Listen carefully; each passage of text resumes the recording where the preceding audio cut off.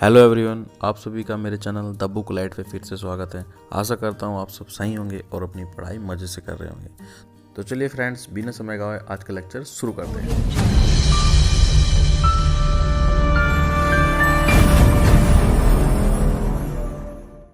Friends, इस question में दिया है मौलिक कर्तव्यों से संबंधित संवैधानिक संशोधन यानी कि अमेंडमेंट को अगर लिखित विकल्पों में से चुने। यानी कि मेरे को ऑप्शन में से मौलिक अधिकार में कौन सा अमेंडमेंट हुआ वो चुनना है। अब इसका आंसर है 42वां संविधान संशोधन। देखिए, 42वां संशोधन जो हुआ वो हुआ 1976 में।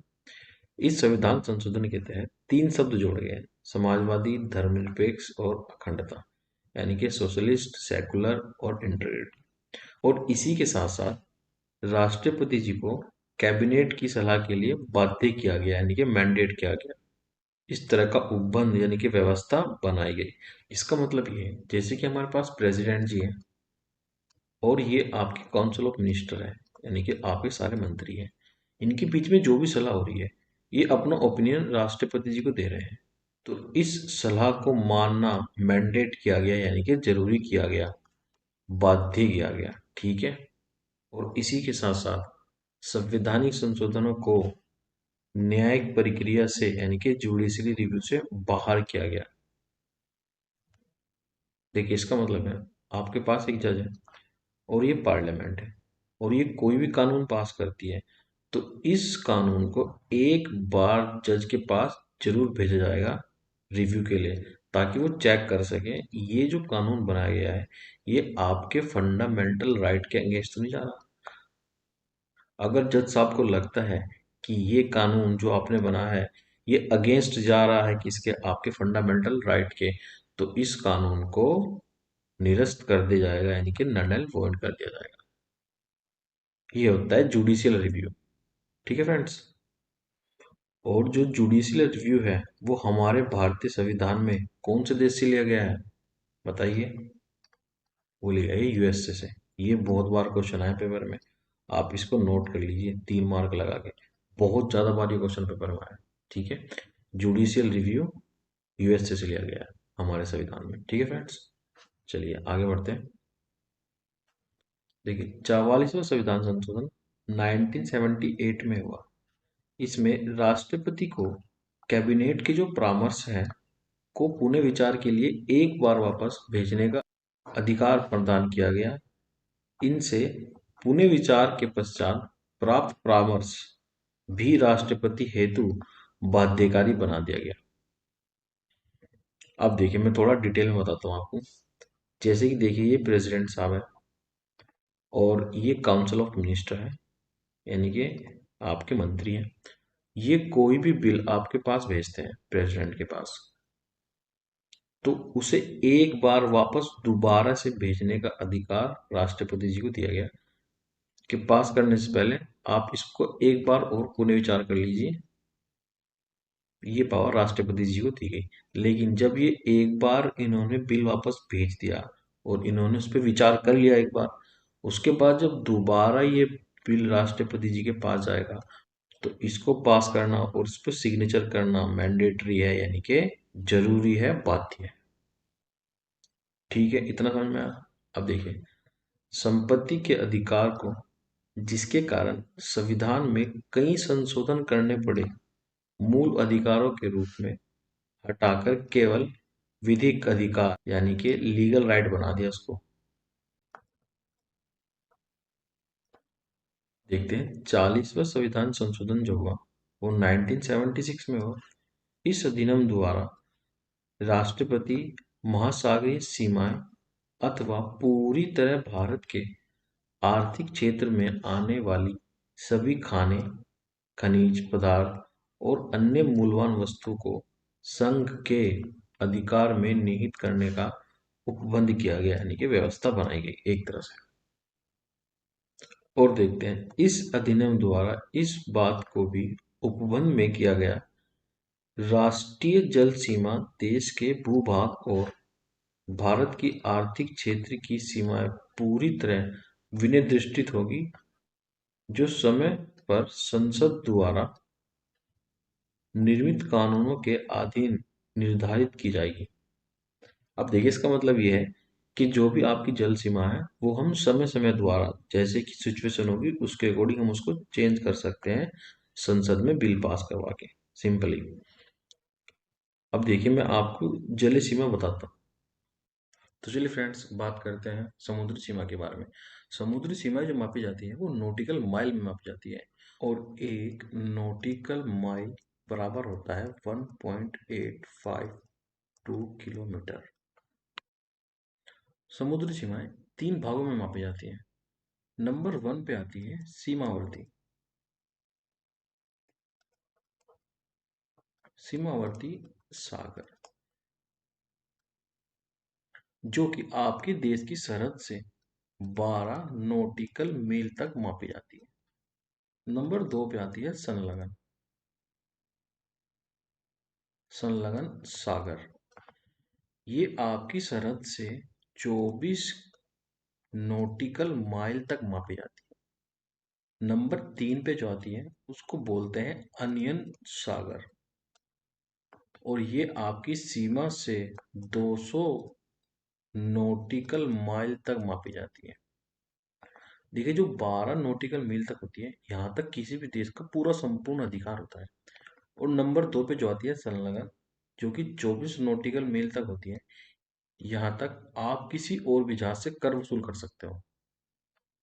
और 200 नॉटिकल मील तक आप प्राकृतिक के सारे संसाधन उपयोग कर सकते हो। यानी कि यहाँ तक के पानी में जो भी निकल रहा है, लोहा, हीरा, जवाहरात, जो भी निकल रहा है, वट एवर दैट, आप वो बिना किसी परमिशन के यूज कर सकते हो। ठीक है, यानी कि आपका अधिकार रहेगा वहां तक के सभी संसाधनों पे। देखिए, जैसे कि ये आप देख रहे हो यहाँ पे, ये जो है जैसे सड़क होती है ना, ऐसे ही जल मार्ग भी होते हैं।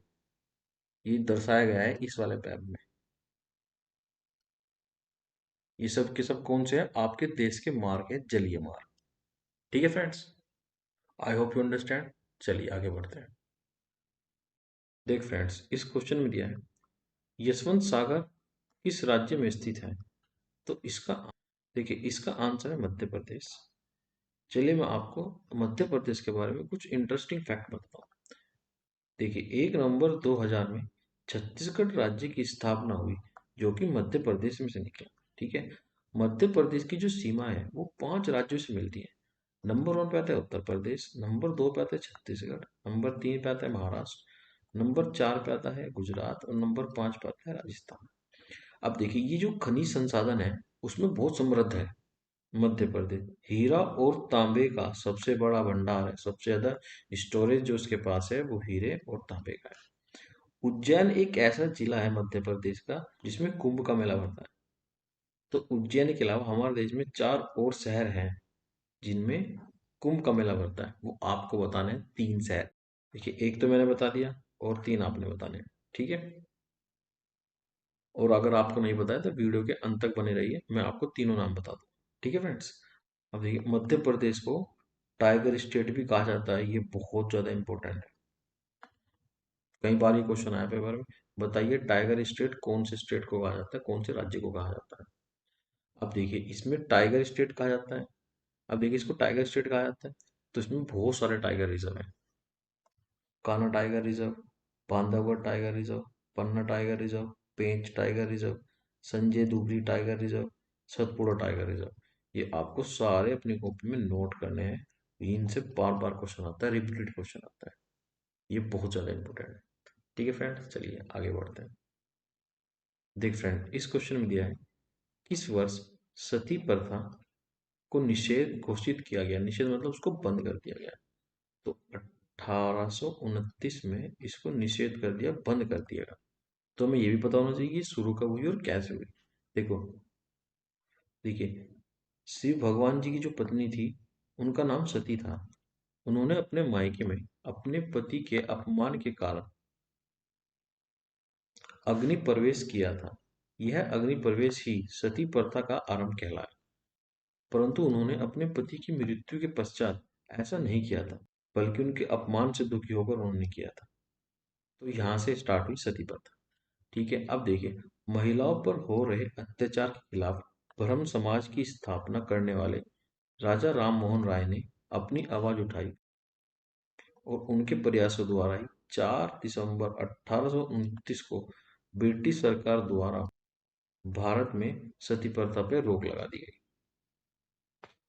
अब देखिए, राजा राम मोहन राय के अलावा एक व्यक्ति और बहुत ज्यादा इंपॉर्टेंट थे जिन्होंने ये सती प्रथा बंद करवाई, जिनका नाम था लॉर्ड विलियम बेंटिंक, जो कि उस टाइम कौन थे? गवर्नर जनरल थे। इन्होंने राजा राम मोहन राय जी का बहुत ज्यादा साथ दिया। देखिए, लॉर्ड विलियम बेंटिंक का जो टाइम पीरियड था वो 1828 से 1835 तक था। इन्होंने इसके साथ साथ बहुत सारे सुधार किए, जैसे कि इन्होंने एजुकेशन रेवोल्यूशन किया, इन्होंने भारत की शिक्षा व्यवस्था को सुधारा। लॉर्ड मैकाले की अध्यक्षता में इन्होंने एक कमेटी बनाई, जिससे भारत की एजुकेशन में बहुत सारे सुधार हुए, जो कि 1935 में लागू की गई। और 1835 में इन्होंने कोलकाता में मेडिकल कॉलेज की भी स्थापना की। 1833 में जो चार्टर एक्ट आया था उसके दौरान इन्होंने जो बंगाल गवर्नर जनरल होते थे उसको पूरे भारत का गवर्नर जनरल बनाया। तो विलियम बेंटिंक से आपको ये फैक्ट याद रखने हैं। ठीक है फ्रेंड्स, चलिए पढ़ते हैं नेक्स्ट क्वेश्चन की तरफ। देखिए फ्रेंड्स, इस क्वेश्चन दिया है, सर्वप्रथम किस लेखक को अंग्रेजी साहित्य हेतु ज्ञानपीठ पुरस्कार से नवाजा गया? देखिए, ये है अमिताभ घोष, और जिनके लिए इन्हें ज्ञानपीठ पुरस्कार मिला उस पुस्तक का नाम है द शैडो लाइन्स। देखिए, हम पहला ऑप्शन देखते हैं, किरण देसाई। किरण देसाई जो है एक बहुत अच्छी होता है। ये रही इनकी फोटो, और इनकी पुस्तक का जो नाम है इनहेरिटेंस लॉस, और इस पुस्तक के लिए इनको बुकर प्राइज भी मिला। ठीक है फ्रेंड्स, अब देखिए, जो के आर नारायण है इनको शायद आप जानते होंगे, ये बहुत ज्यादा फेमस है, और इनकी बुक जो सबसे ज्यादा फेमस है वो है मालगुडी डेज। ठीक है फ्रेंड्स, चलिए नेक्स्ट क्वेश्चन की तरफ बढ़ते हैं। देखिए फ्रेंड्स, इस क्वेश्चन में दिया है, भारतीय संविधान की किस भाग को सर्वाधिक आलोकित भाग की संज्ञा डॉक्टर बी आर अंबेडकर द्वारा प्रदान की गई? उस भाग का नाम है 3, जिसमें है हमारे फंडामेंटल राइट्स, यानी कि मूल अधिकार। अब देखिए, ऑप्शन नंबर 1 देखते हैं। भाग 4 में हमारे दिए हुए हैं राज्य के नीति निर्देशांक तत्व, यानी कि डीपीएसपी, और 4 कै में दिए हुए हैं हमारे फंडामेंटल ड्यूटीज। ठीक है फ्रेंड्स, और 5 में दिया हुआ है संघ, यानी कि यूनियन, और भाग 2 में दिए है सिटीजनशिप, यानी कि नागरिकता। ठीक है फ्रेंड्स, चलिए आगे बढ़ते हैं। चलिए आप एक क्वेश्चन बताइएगा, भाग 3 में एक आर्टिकल 32 है, आप बताइए चेक करके कि उसमें क्या दिया हुआ है, ये आपके लिए क्वेश्चन। ठीक है, आर्टिकल 32 में। चलिए नेक्स्ट क्वेश्चन की तरफ बढ़ते हैं। देखिए, इस क्वेश्चन में दिया है, बेटी बचाओ बेटी पढ़ाओ योजना किस मंत्रालय के तहत आरंभ की गई थी? ये क्वेश्चन बहुत पहले से लगातार चलता हुआ है। इसमें जो सबसे ज्यादा क्वेश्चन पूछा जाता है वो ये आता है कि बताइए कब शुरू हुआ? ये हुआ 15 जनवरी, पानीपत से, हरियाणा से। ठीक है, और इसको चलाता कौन है? महिला एवं बाल विकास मंत्रालय। देखिए, 2019 में इसका नाम बदल दिया गया, और इसका नाम बदलाव भी रख दिया गया। इसकी फुल फॉर्म है बेटी आप धन लक्ष्मी और विजय लक्ष्मी। देखिए, इस योजना के तहत आपको क्या करना होता है? सपोज करें कि आपकी एक लड़की है, ठीक है, और उसके जन्म से लेके आपको कुछ टाइम पीरियड के लिए हर महीने, हर माह कुछ धनराशि जमा करनी पड़ेगी अकाउंट में। ठीक है, फिर जब उसका टाइम पीरियड पूरा कंप्लीट हो जाएगा, फिर जितना भी पैसा आपने जमा किया है ना उसमें, उससे दुगना या तिगना पैसा आपको मिलेगा। अब देखिए, एग्जांपल के तौर में बताता हूँ। देखिए, 14 वर्ष जो है पूरा समय है, इसमें जो आपने कुल धन जमा किया वो किया 1,67,000 रुपये। उसके बाद राशि जमा हो जाएगी। उसके बाद बेटी के 21 वर्ष आयु के पूरा होने के बाद उसकी जो कुल राशि मिलेगी आपको 6,07,128 रुपये मिलेगी। अब देखो, ये इसका ऑलमोस्ट 3 गुना ही है। ठीक है friends, I hope you understand. चलिए पढ़ते हैं नेक्स्ट क्वेश्चन की तरफ। देख फ्रेंड्स, इस क्वेश्चन में दिया है, दक्षिण भारत की सर्वाधिक ऊंची चोटी कौन सी? इसका जो आंसर है वो है अनायवुल। चलिए इसके बारे में कुछ हो जानते हैं। अन्नमलाई जो पहाड़ियाँ हैं, उनकी जो श्रृंखला है, उसमें जो सबसे ऊंची चोटी है वो अनाईमुड़ी है, जिसकी हाइट अप्रोक्सीमेटली 2695 मीटर है या फिर 8842 फीट भी है। ये दक्षिण भारत की सबसे ऊंची चोटी है, ये आपको ध्यान रखना है। अनाईमुड़ी शब्द का अर्थ है हाथी का सर। ठीक है फ्रेंड्स, अब देखते हैं ऑप्शन नंबर एक। अगर प्रोनाउंसिएशन में थोड़ा गलत हो जाए तो उसके लिए सॉरी। इसको बोला है डोडा बेटा। अब जानते हैं इसके बारे में कुछ और डिटेल। भारत के पश्चिमी घाट की पर्वतमाला का एक पर्वत है। तमिलनाडु राज्य के नीलगिरी जिले में नीलगिरी पर्वत की सबसे ऊंची तथा हिमालय के दक्षिण में स्थित सभी पर्वतों से ऊंची चोटी है, जिसकी लंबाई लगभग 2637 मीटर है। और डोडा बेटा के शब्द का मतलब है बड़ा। ठीक है। और अब जानते हैं महेंद्रगिरी के बारे में। महेंद्रगिरी पर्वत जो है उड़ीसा के गजपति जिले में है। इस पर्वत की चोटी का धार्मिक ऐतिहासिक दृष्टि से बहुत महत्वपूर्ण स्थान है, क्योंकि इसका जिक्र हमने रामायण में सुना है, महाभारत में सुना है, और ये पुराणों के साथ भी जुड़ा हुआ है। ऐसा माना जाता है जो महेंद्रगिरी पर्वत है वहां पे जो परशुराम जी थे वो तपस्या करते थे, और यह कोरापुट जिले के दोआमाली पर्वत के बाद उड़ीसा का दूसरा सबसे ऊंचा पहाड़ है। ठीक है। अब आता है कुद्रेमुख। कुद्रेमुख एक राष्ट्रीय उद्यान है, ये आपको याद रखना है। ये कर्नाटक में है और भारत के पश्चिमी घाट का नम उष्णकटिबंधीय सदाबहार वन के अंतर्गत दूसरा सबसे बड़ा वन्य जीव संरक्षण क्षेत्र है। ठीक है फ्रेंड्स, अब हमने इसके चारों के चारों ऑप्शन को डिस्क्राइब कर दिया। चलिए बढ़ते हैं नेक्स्ट क्वेश्चन की तरफ। देखिए इस क्वेश्चन में दिया है, भारत में कौन सी भाषा हिंदी के उपरांत सबसे ज्यादा बोली जाती है। इसका मतलब है हिंदी के बाद ऐसी कौन सी हिंदी के भाषा है बाद जो ज्यादा बोली जाती है। देखिए उसका नाम है बांग्ला। लगभग जो प्रमुख भाषा है वो 121 है, और इन्हीं से जुड़ी 270 मात्र भाषाएं हैं, जिनमें अगर आप सीक्वेंस वाइज देखें तो सबसे नंबर वन पे आती है हिंदी। ठीक है। नंबर दो पे आती है बंगाली, नंबर तीन पे आती है मराठी, नंबर चार पे तेलुगु, और नंबर पाँच पे तमिल। कभी कभी ऑप्शन में क्या करेंगे आपको, ना ही तो हिंदी देंगे, ना ही बंगाली देंगे, और ना मराठी देंगे। ये वाली दो दे देंगे, तेलुगु और तमिल, और ये दे देगा अंग्रेजी दे देगा, और कोई रीजनल लैंग्वेज दे देगा आपको।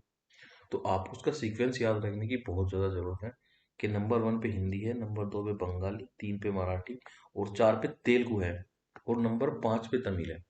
तेलुगु और तमिल में आदमी बहुत ज़्यादा कन्फ्यूजन हो जाता है, तो आपको बस याद रखना है जो तेलुगु है वो चार नंबर पे है, यानी कि तमिल से पहले आएगी। चलिए फ्रेंड्स आगे बढ़ते हैं। देखिए फ्रेंड्स इस क्वेश्चन में क्या है, बैंकिंग संरचना में सुधार से संबंधित समिति का निर्माण विकल्पों में से चयन करें। कि इसका जो आंसर है वो है नरसिम्हा समिति। इसने ही बैंकिंग संरचना में सुधार किए, इस वाली समिति ने। ये आपको याद रखना है। हम देखते हैं एक घोष समिति ने क्या किया। एक घोष समिति ने कोविड-19 के बाद पैदा होने वाले प्रमुख सामाजिक आर्थिक चुनौतियों पर प्रतिक्रिया के लिए संयुक्त राष्ट्र महासचिव को सुझाव दिए। ठीक है। ये बहुत ज्यादा इंपॉर्टेंट है, ये आपको याद रखनी है। अब जानते हैं ऑप्शन नंबर चार के बारे में। उषा थोराट समिति ने क्या किया।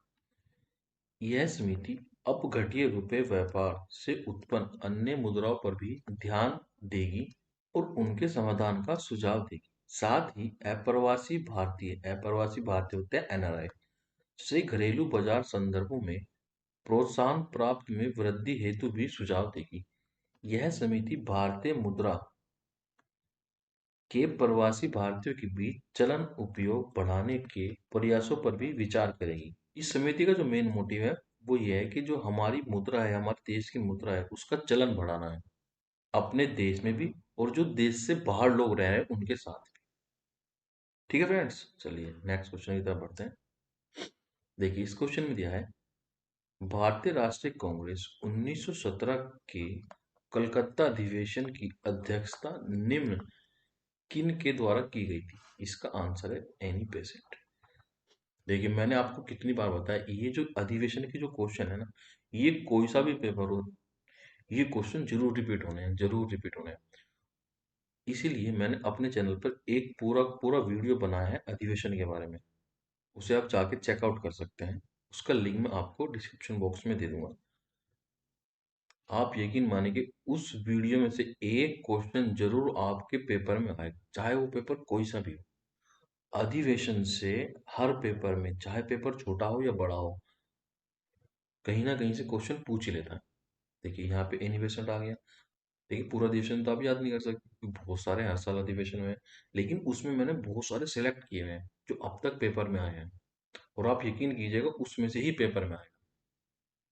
वो वीडियो जाके देखें आप और अपने नोट्स बनाएं उससे। ठीक है फ्रेंड्स, चलिए पढ़ते हैं नेक्स्ट क्वेश्चन की तरफ। देखिए फ्रेंड्स, इस क्वेश्चन में दिया है साइमन प्रतिवेदन पर विचार हेतु आयोजित 3 गोलमेज सम्मेलन में भाग लेने वाले प्रतिनिधि कौन थे? देखो, ये बहुत ज्यादा इंपॉर्टेंट है। बहुत लोगों को सिर्फ ये पता है कि बी आर अम्बेडकर सिर्फ ऐसे व्यक्ति थे जिन्होंने तीनों गोलमेज सम्मेलन में भाग लिया है, लेकिन तेज बहादुर जी भी थे जिन्होंने तीनों गोलमेज सम्मेलन में भाग लिया था। ये तस्वीर, तो आपको ये याद रखना है कि बी आर अम्बेडकर के अलावा एक व्यक्ति और थे जिन्होंने तीनों गोलमेज सम्मेलन में भाग लिया, वो थे तेज बहादुर साहब।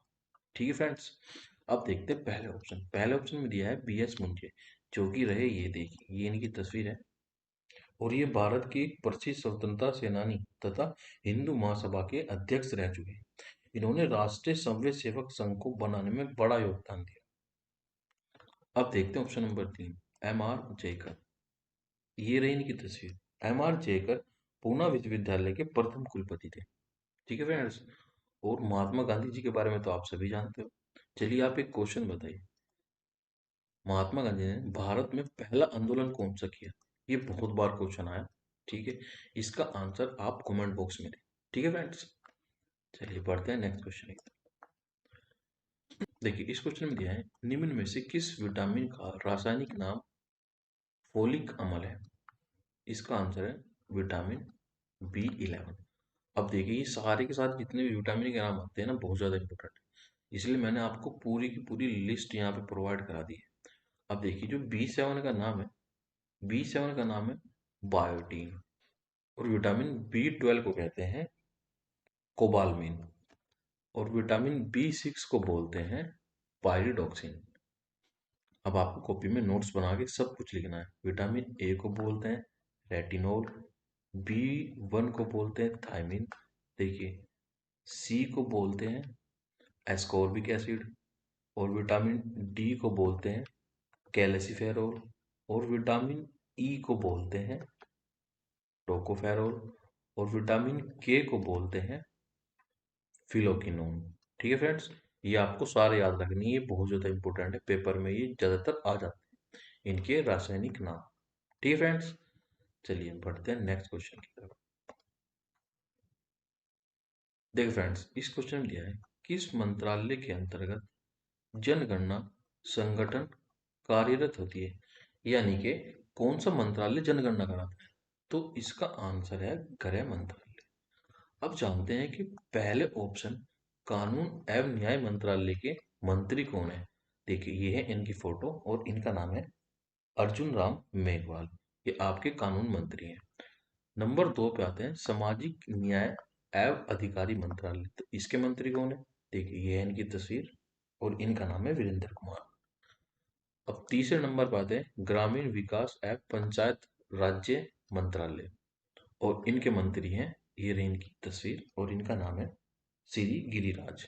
और आपके लिए एक साधारण सा क्वेश्चन है, बस आपको ये बताने के गृह मंत्रालय के मंत्री कौन है? ये बहुत ज्यादा फेमस है, बहुत ही ज्यादा फेमस। ठीक है, आपको इनका नाम कमेंट बॉक्स में लिखना है। ठीक है फ्रेंड्स,